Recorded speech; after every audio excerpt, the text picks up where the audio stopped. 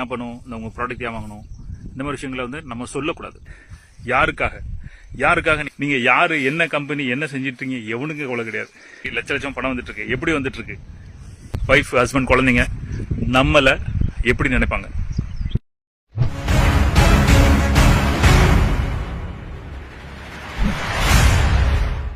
Sales கிளோசிங்ல வெறும் questions மட்டும் சரியா கேட்கணும். கொஸ்டின்ஸ் மட்டும் கேட்டா நல்லா ஆயிரும். மக்கள் வந்து நிட்டமோடு ஏன் பண்ணும், உங்க ப்ராடக்ட் ஏன் வாங்கணும், இந்த மாதிரி விஷயங்களை வந்து நம்ம சொல்லக்கூடாது. சொல்லும் போது அது வெறும் செல் அப்படின்னா செல் அப்படின்னா டெல் அது மாதிரி இருக்கும். வெறும் சொல்லி கொடுத்து ஒன்றும் ஆகப்படுறது கிடையாது, சொல்லக்கூடாது. சரியா? அவங்கள வந்து அவங்களுக்கு என்ன வேணும்னு அவங்களே பேச வைக்கணும். அவங்க சொல்லணும் எனக்கு இது வேணும் அப்படின்னு. அதுக்கு தகுந்தபடி நம்ம கேள்வி கேட்க தெரியணும். ஃபர்ஸ்ட் வந்து நீங்க இவ்வளவு சம்பாதிக்கிறது, நீங்க இவ்வளவு கஷ்டப்படுறது, இவ்வளவு பெரிய ஆளாகணும்னு நினைக்கிறது, இந்த மாதிரி பணம்னு நினைக்கிறது, அல்ல இந்த பொருளை நினைக்கிறது, யாருக்காக வாங்கணும்னு நினைக்கிறீங்க, எதுக்காக நீங்க சம்பாதிக்கணும்னு நினைக்கிறீங்க, யாருக்காக நீங்க இவ்வளவு கஷ்டப்படுறீங்க, யாருக்காக இந்த நெட் மார்க்கெட்டிங் பண்ணணும்னு நினைக்கிறீங்க, அந்த ஒரு விஷயம் யாரு அப்படிங்கிற வழியை ஃபர்ஸ்ட் கேட்கணும். யாருக்கு நீங்க இவ்வளவு கஷ்டப்படுறீங்க, யாருக்கு இதெல்லாம் தேவைப்படுதுன்னு கேட்டாச்சா? ரெண்டாவது கேள்வி கேட்கறது யாருக்குன்னு கேட்டாச்சு. எதுக்கு அவங்களுக்காக நீங்க இப்படி பண்ணணும்னு நினைக்கிறீங்க, ஏன் அவங்களுக்காக நீங்க இப்படி செய்யணும்னு நினைக்கிறீங்க, ஏன் அவங்களுக்காக இந்த நெட் மார்க்கெட்டிங் எடுக்கணும்னு நினைக்கிறீங்க, ஏன் இந்த பிசினஸ் பண்ண நினைக்கிறீங்க, ஏன் இந்த பொருள் வாங்க நினைக்கிறீங்க, யாருக்காகன்னு தெரிஞ்சுக்கலாமா? யாருக்காகன்னு தெரிஞ்சதுக்கு அப்புறம் ஏன்னு தெரிஞ்சுக்கலாமா? அப்படி அடுத்த கேள்வி. ரெண்டாவது கேள்வி ஏன். ஓகே, நீங்க என்ன பொருள் சேல் பண்ணுவீங்களோ, நீங்க என்ன பிசினஸ் அமைச்சு கொடுங்களோ, எவனுக்கு எதை பத்தி கவலை கிடையாது. இன்னைக்கு ஒருத்தர் என் ஃப்ரெண்டு வந்திருந்தாரு, நாசிக்ல இருந்தாரு, சிலிண்டர்.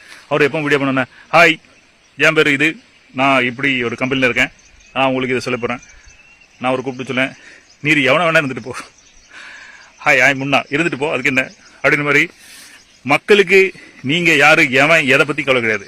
மக்களுக்கு சுரேச்செல்லாம் எவனு கவலை கிடையாது. இவன் என்ன சொல்லித்தரான், இவன் சொல்லித்தரதை வச்சு நம்ம எப்படி சேல்ஸ் பண்ண முடியும், இதை வச்சு நம்ம எப்படி பிசினஸ் பண்ண முடியும், இதுதான் ஃபர்ஸ்ட் எல்லார்ட்டையும் எதிர்பார்ப்பாங்க. அதுக்கப்புறம் பிடிச்சி போய் தான் சார் நல்லவர், வல்லவர், நாளும் தெரிஞ்சவர், மகான், பிரபு அப்படின்னு அப்புறம் தான் வருவான். முதல்ல நீ யாரு, கருப்பா, சோப்பா, குப்பையா, நெட்டையா, எவனா இருந்துட்டு போ. நம்ம ஸ்டூடெண்ட்ஸ் ஒருத்தவங்க பேசியிருந்தாங்க, சார் நான் அந்த பல்லுகள்லாம் சரி பண்ணிட்டு தான் நான் வந்து வீடியோ எடுக்கலான்னு இருந்தேன். அவனுக்கு பல்லு முக்கியம் இல்லை, நீங்க சொல்ல போற சொல்லு முக்கியம்.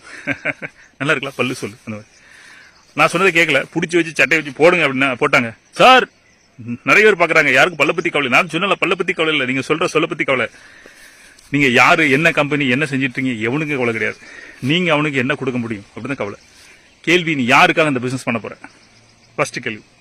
அப்படி அவன் சொன்னான், இவங்களுக்காக கேட்கலாம், அம்மாவா, அப்பாவா, குழந்தையா, வைஃப், ஹஸ்பண்ட், யாருக்காக பண்றீங்க, ஃப்ரெண்ட்ஸ், எவன் உங்களை கவலைப்படுத்தினா, யாருக்காக பண்ண போறீங்க, ஃபர்ஸ்ட் கேள்வி. ரெண்டாவது கேள்வி, ஓகே எதுக்காக பண்றீங்க, ரெண்டாவது கேள்வி ஏன் பண்றீங்க, எதுக்காக அவங்களுக்கு நீங்க இதான் பண்ணணும்னு நினைக்கிறீங்க.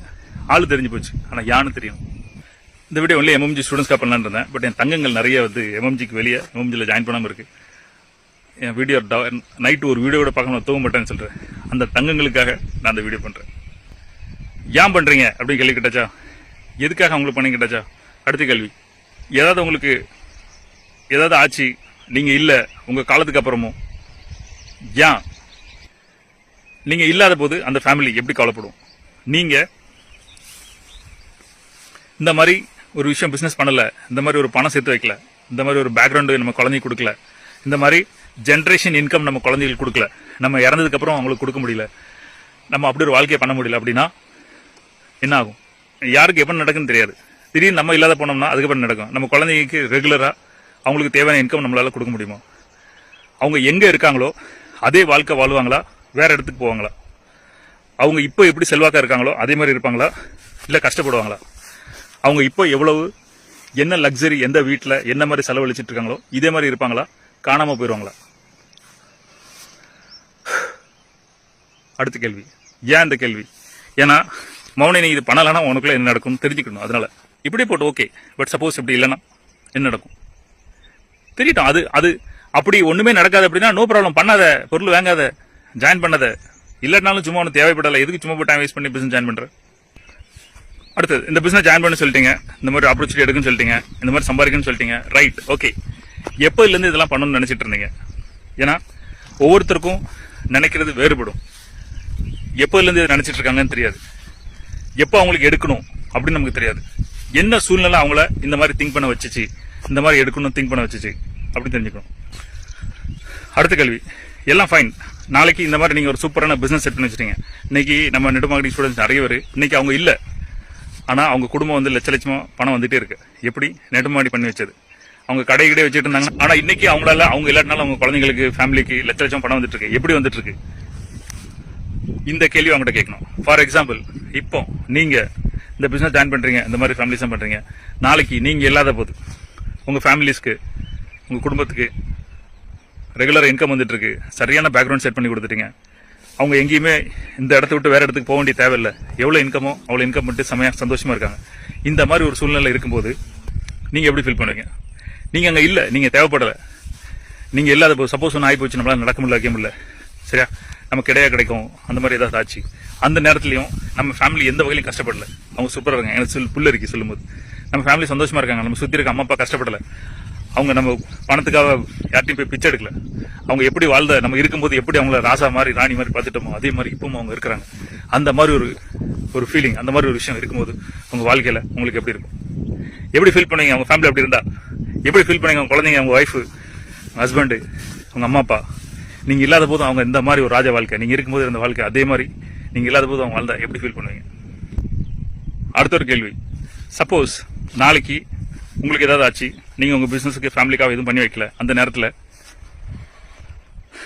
ஃபேமிலி என்ன நிலைமையில் இருக்காங்களோ அது ஒரு கொடூரமான நிலைமைக்கு போயிட்டாங்க, நீங்க அவங்களுக்காக எதுவுமே பண்ணி வைக்கல, இருக்க சொத்தெல்லாம் அழிச்சு வச்சீங்க, இப்போ சோம் இல்லாமல் இருந்தனால நம்ம பணம்லாம் அதிலே போயிட்டு அந்த மாதிரி செத்து, அந்த மாதிரி நம்ம சொத்தை அழிச்சிட்டு போயிட்டோம்.